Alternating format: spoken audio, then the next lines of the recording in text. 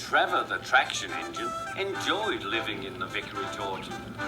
Edward came to see him every day, but sometimes Trevor didn't have enough work to do. "I do like to keep busy all the time," he sighed one day. "And I do like company, especially children's company." "Cheer up," smiled Edward. "The Fat Controller has work for you at his new harbour. I'm to take you to meet Thomas today." "Oh," exclaimed Trevor happily. "A harbour! The seaside! Children! That will be lovely!"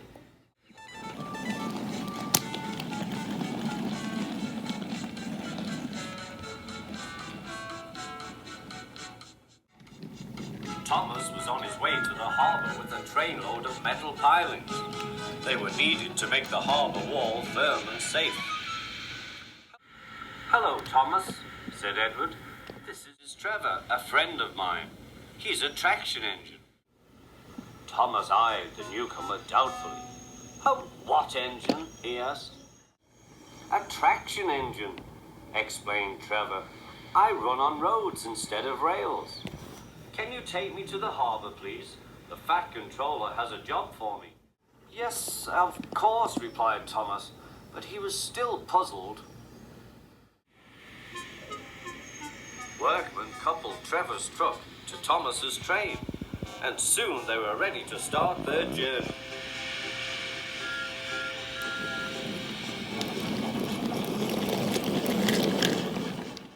"I'm glad the Fat Controller needs me," called Trevor. "I don't have enough to do sometimes, you know, although I can work anywhere. In orchards, on farms, in scrapyards, even at harbours." But you don't run on rails," puffed Thomas. "I'm a traction engine. I don't need rails to be useful," replied Trevor. "You wait and see."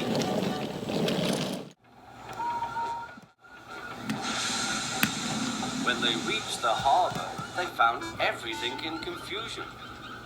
Trucks had been derailed, blocking the line, and stone slabs lay everywhere. "We must get these pilings past," said Thomas's driver. "They are essential.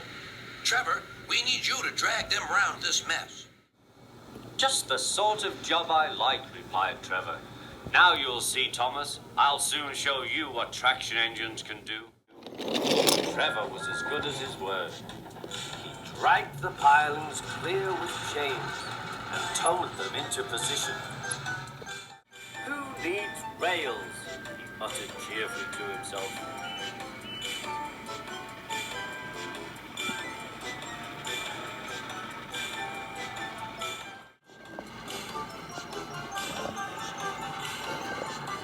Later, Thomas brought Annie and Clarabelle to visit him. Thomas was most impressed.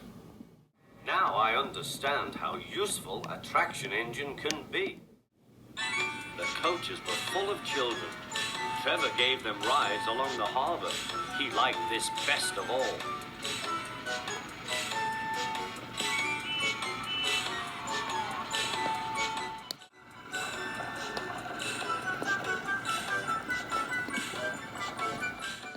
"Very kind," said Annie.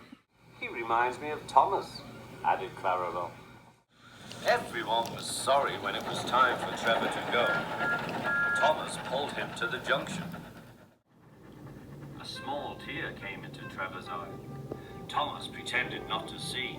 He whistled gaily to make Trevor happy. "I'll come and see you if I can," he promised.